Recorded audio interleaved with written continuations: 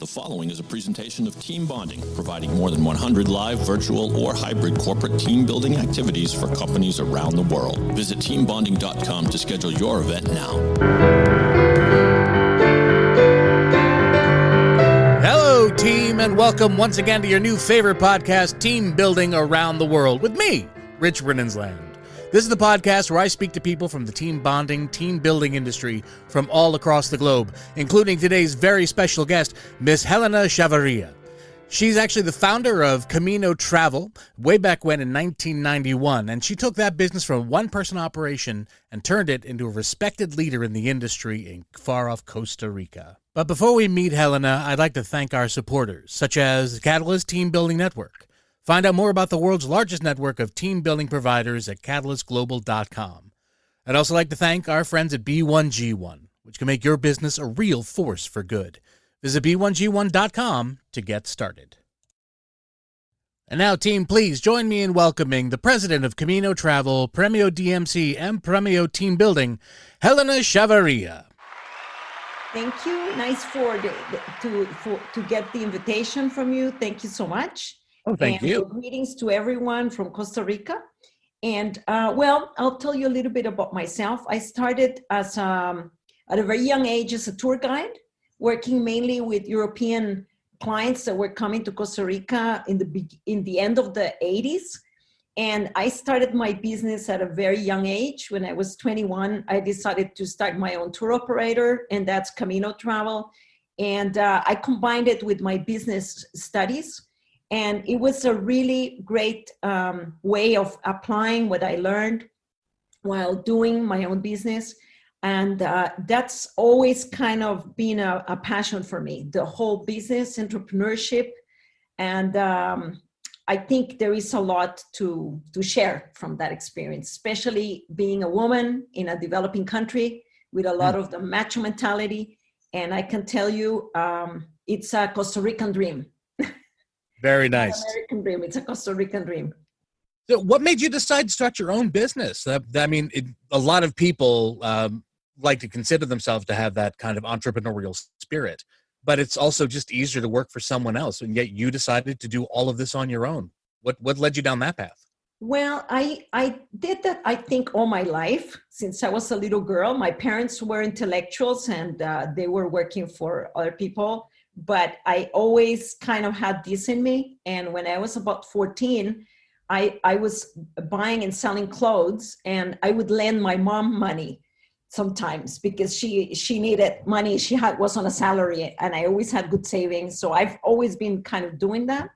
But the main motivation behind the tour company was that I found in those days in Costa Rica, European travelers were treated as Americans because the traditional tourism we had in Costa Rica, being so close from the US, was mainly North American.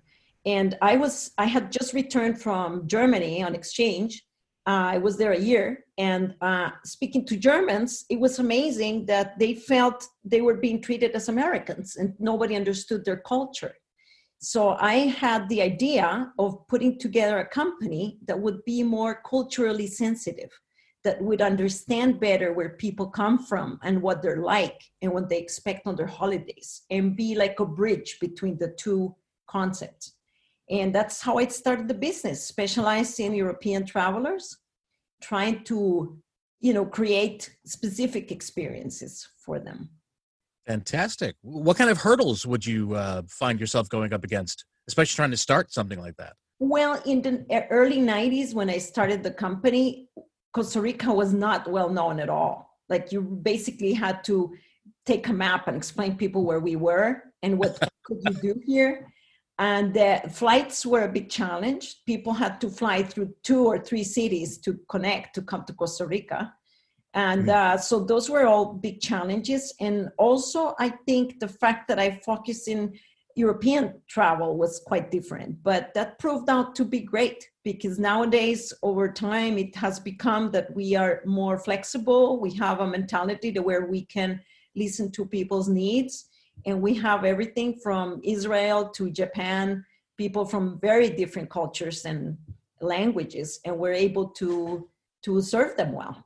That's excellent. But talking about Costa Rica now, what are some of the main team building challenges that you find just culturally in your neck of the woods?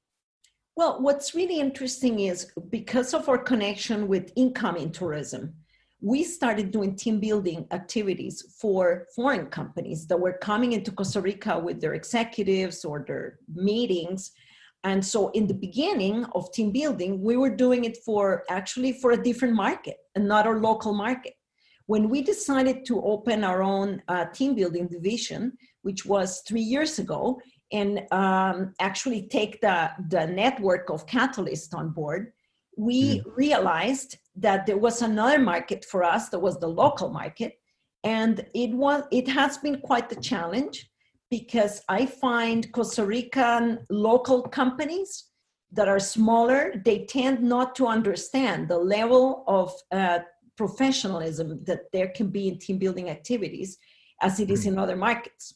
So we have been in the last 3 years, more or less evangelizing, like more or less, it's like a religion. You have to make people believe that it's really good. Oh, really? Those have been the challenges, I think, to make people understand that going on a rafting trip or going bowling with your staff is not team building, that's just connecting and bonding, and that's not team building. And Sure. we have a good share of multinational companies here in Costa Rica. A lot of shared services facilities are here that serve worldwide companies. And those are completely different. They have more of an industrialized country mentality where they do understand and they need very specific activities. And that's great. But we have both sides. Nice. And of course, you offer anything that they require. What kind of things, if they were going for thinking that just bowling night was enough to get, to build their team up, what kind of things did you offer to sort of change their minds? Well, the biggest trouble in those cases is that a lot of times it has to do with budget. I mean, with $10 Sure. a person, you can't do much. I tell them, well, take them out for a pizza or something. But yeah, because that's way too basic. But we are trying to come in with very unique experiences, and the ability of having Catalyst as our source of new ideas and innovation, it's great. Like we're doing a lot of the technology ones, like the ones that you can do with your iPad or your iPhone. That seems to be very trendy. People kind of get interested in it. And I love the Go Team app, which is the one that lets you do the rallies and outdoors and everything. And we're doing really fun things combining Go Team as a type of tour, so that the companies feel, wow, I took, my staff on an outing for the day. We had a lot of fun. We saw a new national park that my staff didn't know, but we did team building. So that's been a way of selling the new concept. So what other things from joining the Catalyst group have you found have been beneficial for you? Well, what I find the most beneficial is the great constructive collaborative approach. Like all of the members in the different countries are always open and willing to help you learn or improve or fine tune what you're doing, share a lot of knowledge. During these times of COVID, it has been amazing.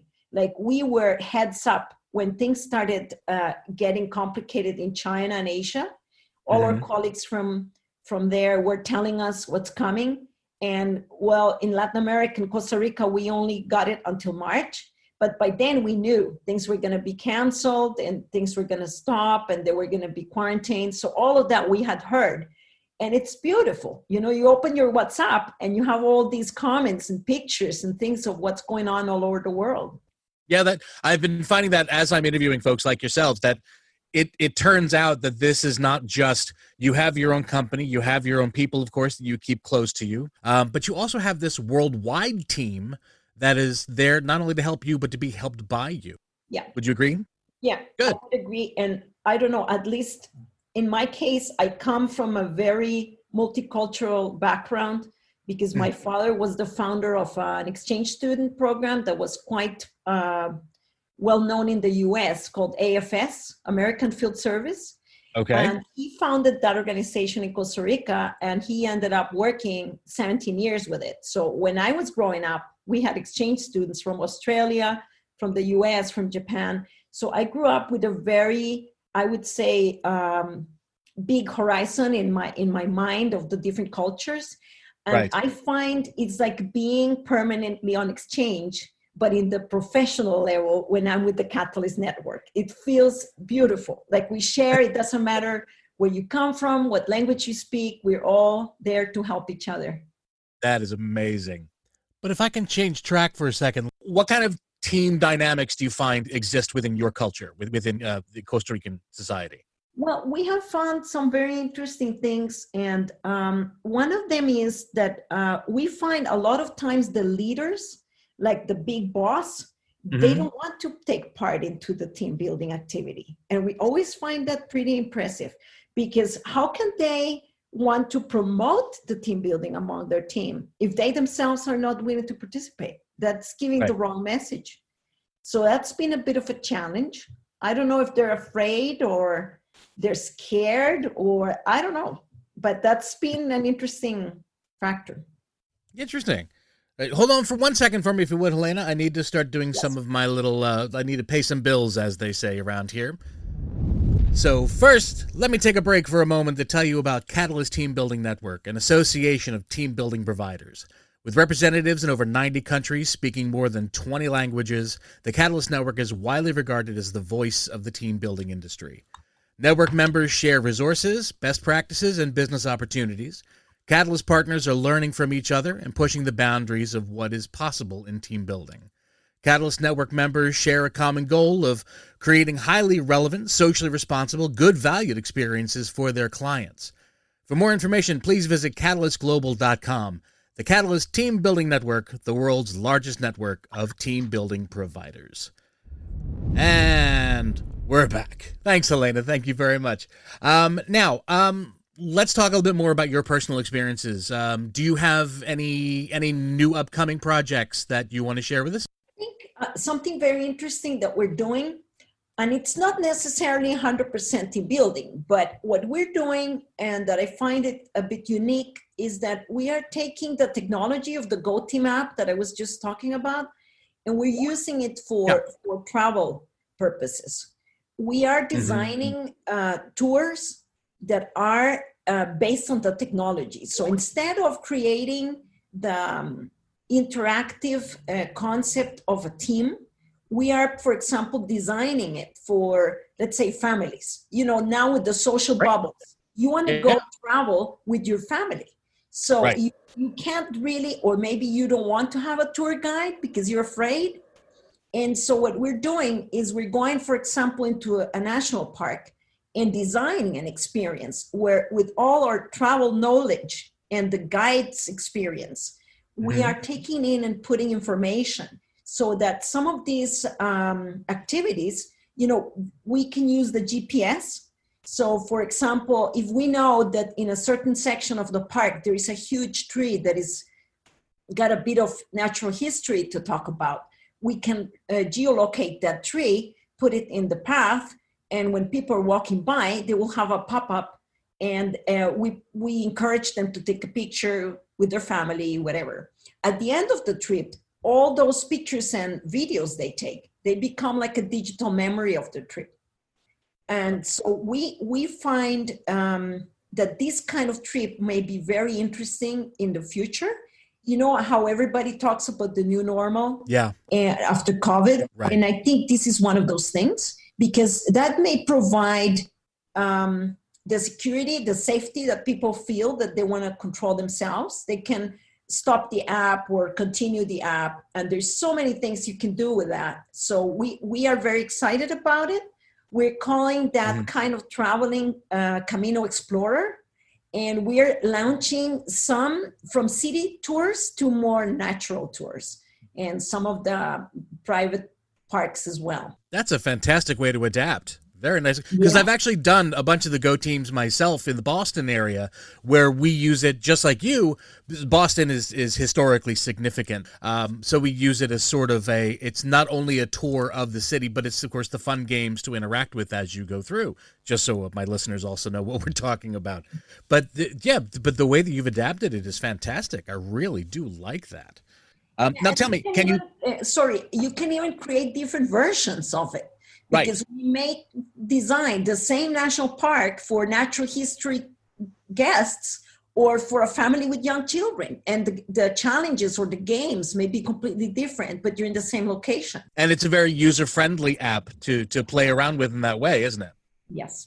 Very good. Let me ask you personally, do you have any favorite memories of any of these events of yours? Something silly or fun that happened, or just something that stuck with you?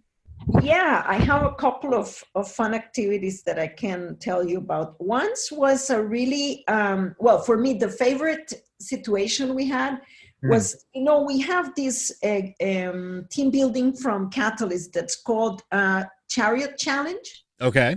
Why don't you tell us a little bit about that? You reproduce those kind of old Roman carriages and people pull them.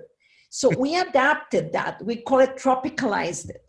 And, in Costa Rica, we have a very traditional ox cart that people used in the old days to carry the coffee beans.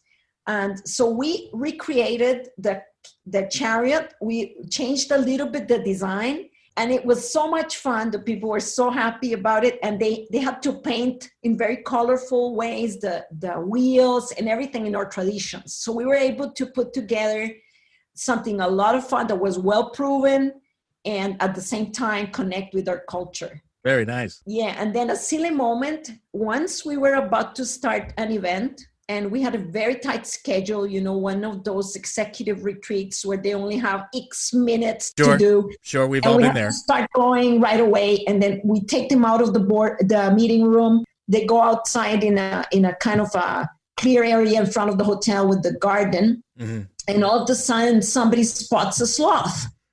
So, sloths, they're very slow creatures, right, but they're beautiful. They're so cute. And everybody was, of course, crazy about taking a picture and looking at it. And we were in a very odd situation because we really had to put pressure and get them going to do the activity. But we knew it was a very special moment. How did you fight the cuteness of the sloth? Or did you just give into it and let them take their pictures? Yeah, we just let them. I mean, you couldn't avoid it. They just went completely. The whole group left. Now, did you hire the sloth?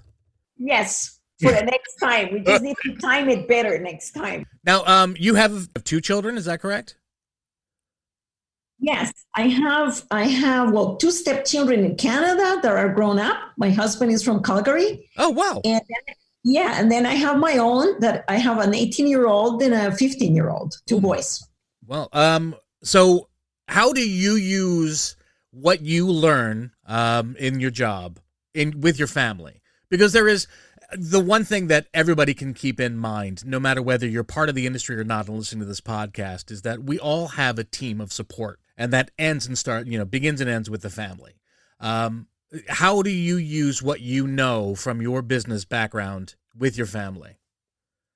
Well, I would say in a way, we kind of talk about it a lot. We are, in a way, we are very traditional. We do breakfast together, and if we can, lunch together and dinner together as a family. Nice. And we always discuss all these things that are going on. Everybody kind of shares what's going on.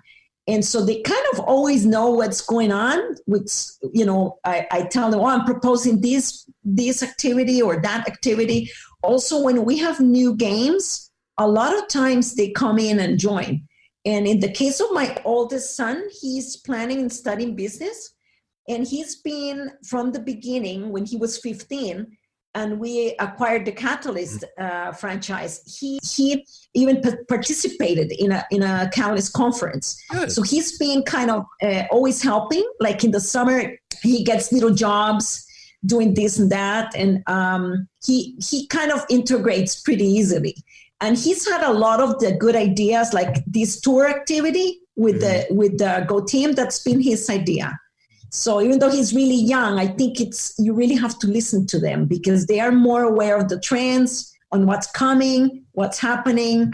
And I think it really works. And then with my husband is great because being a multicultural family where he's Canadian, we kind of analyze it from the two perspectives, like the local mentality and the Canadian view. So it's very nutritious.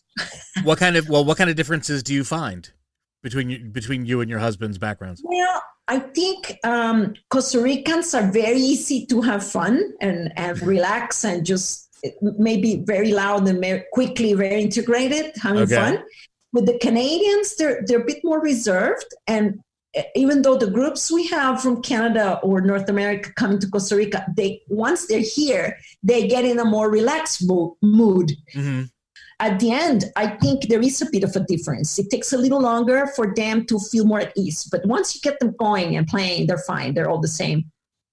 So how do you and your husband juggle your little personal lives like that, with you being more outgoing and him being a bit more reserved? Yes, that's how it is. I bug him a lot. I always triggers. I say, come on, get more tropical. That's the only way. He eventually just relents and gives in to you? Yes. Perfect. That's how I find, especially here in America, I think most marriages also still work out that way. Yeah, well, you have to. Otherwise, it doesn't work. But, I come from a family of lawyers. Everybody in my family are lawyers. My mom, my dad, my brother. And my husband is a lawyer, too. Oh. And so I always bug them and I tell them a big difference between you and me. It's people pay you to fight. They pay me to have fun. And travel and enjoy. Very good. I get paid to play. Very good. Although it is good to know with your background, if you needed to sue the sloth, you have the people right there with you. I have the team for it. Great. Give me one more second, if you don't mind, Helena. I've got one more read that I have to do, and then I'll be right back to you. All right, my friends, let me take you a minute to tell you all about B1G1, which can make your business a real force for good. When you're a part of B1G1, you bring new purpose, meaning, and relevance to your business by making giving a core of what you do. Unlike conventional giving models, B1G1 helps small and medium-sized businesses achieve more social impact by embedding giving activities in their everyday business operations to create unique giving stories. Every business transaction can impact lives from as little as just 1 cent. So visit b1g1.com to get started. B1G1, business for good. All right, Helena, with that in mind, do you work with any kind of charities down there? Yes. When I was listening to you about this ad, it brought it to my mind.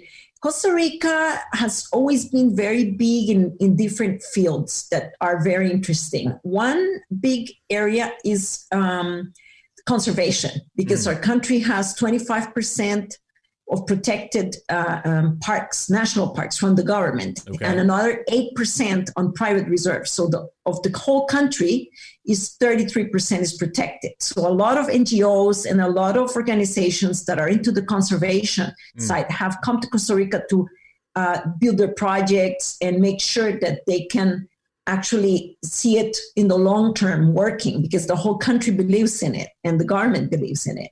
So that's been a big one of the charities that we've done. It's all related with sustainability. And when I started in tourism, it was mainly about ecotourism and how you could take people and experience the nature and the rainforest. But over time, I think the fact that Costa Rica has a very good level of education, we have one of the highest literacy rates in all of the Americas.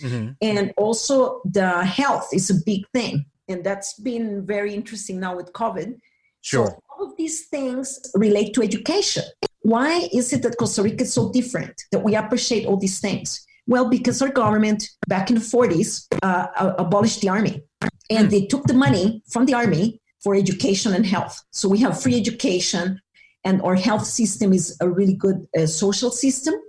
And so that has also brought a lot of interest from foreign organizations to see how people are educated and how does it work. So we have been working together with organizations that support all those causes, where it's education, community impact, or conservation. And in a general way, we try to develop, whether it's a CSR that we put in together. Sometimes the companies are not sure of what they want. Right. If what they want is a team building with a social impact, or if it's really actually a CSR, a corporate social responsibility, for your audience who may not know the jargon. So the difference is, how can you connect what a foreigner or a local are interested in to do as a charity, or as a I would say impactful outreach. What kind of things do you offer? Okay, we offer in a wide range. We call them low involvement or high involvement, depending on what people want. Okay. So with the low involvement ones, we could do a charity donation that works through a rally or through a treasure hunt kind of thing with Go Team. And the more points they collect, the more money the company will be donating for the charity. That's an example of low involvement. But we also have other ones that require higher involvement, like actually going and doing things in the spot. And one really fun one that we do also is that we do the Build a Bike, that is very popular. In some of the rural areas in Costa Rica, kids go to school with the bike. Oh, okay. Go there and we research ahead of time. We have a big network of organizations that we work together. And that comes mainly from our DMC side, or Division for Destination Management Company with Premio. We have somebody in charge of taking care of following up on all the different organizations to make sure that the money we donate actually goes there. And with them, we find schools that are, in an area where they really need it. And we do the Build a Bike challenge. People have to come and help and put it together. That's part of the fun for the team building. Right. But then at the end is the reward of giving that bike to a child. Fantastic. That's great. An important factor is that a part of the service is we bring a mechanic, so he double checks that the participants build the bikes correctly. We don't want any injured children. Yep. Nope. We have the same thing here. Actually, the Build a Bike is how I actually started in this industry myself. It was one of my first events, and I actually had a bit of a mechanical background when I came in. So they were like, I became the guy who checked all the bikes here in the area. That's handy. Yeah, and of course, having a child, I built her plenty over the years, so it's something I've become really used to. Yes. All right. I'm just loving talking to you. We're having such a good time. Let's talk, of course, about the fact that we are talking about the new normal now, a world under the umbrella of COVID. How are you finding that that's influencing your career? What do you find as changes that you have to make? Well, one thing that was the first one that came up was through Catalyst. All the partners around the world, it's now over 50 countries, we have been developing remote activities that you can deliver online via Zoom or any other of these applications that work for remote, and trying to develop team working from the distance. I think that's here to stay. I don't think it's something that's going to go away. Right. You can already hear a lot of the CEOs of big companies saying, well, we don't see why people can't work from home. If it has worked so long, it can keep on going. So that means that we will basically have to have a permanent offering of remote activities for the future. And we have to become always better at it and increase the variety of games. I think we have now about 10 within the network, but I'm sure more will come. And I think that's a very important change. That's great. That's very, very good. All right. Helena, thank you so much for your forwardness, for your enthusiasm. I have really, really enjoyed talking to you this entire time. But now we're going to get down to what I like to call my speed round. Don't be too mean to me. I'll try not to.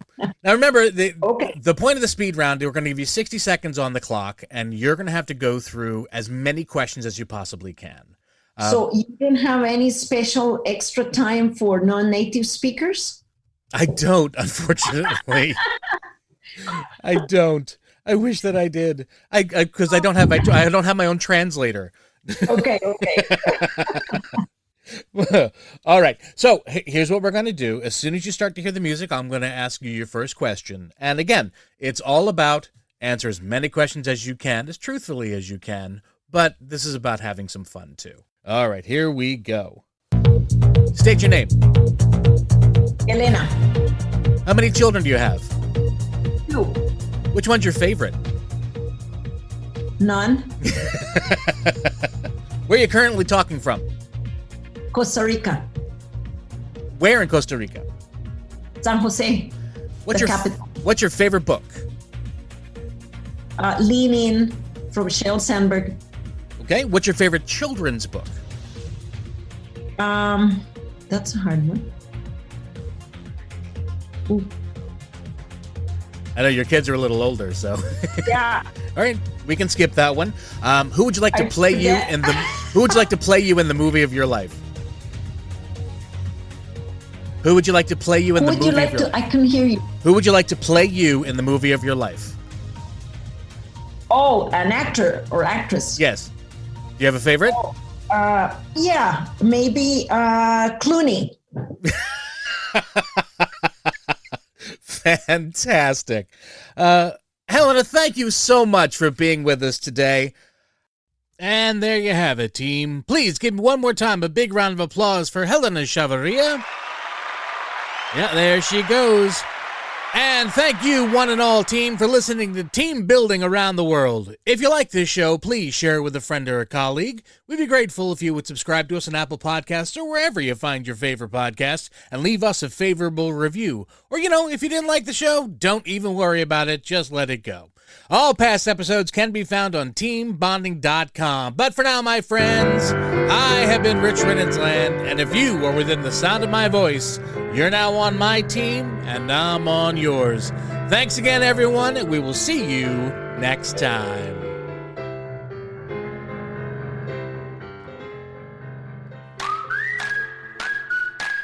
It's been said that you learn more about a person in an hour of play than in a year of conversation. So why not put your coworkers to play with the help of the team at Team Bonding? Team Bonding was founded over 20 years ago with one simple question. How can employees have a great time while fostering strong, authentic bonds between people who work together? Their catalog of innovative events includes scavenger hunts, Jeopardy, and much more. Each activity, whether live, virtual, or hybrid, maximizes the impact of team building with an accent on fun. Visit teambonding.com to schedule your event now. Team Bonding, when you want seriously fun results.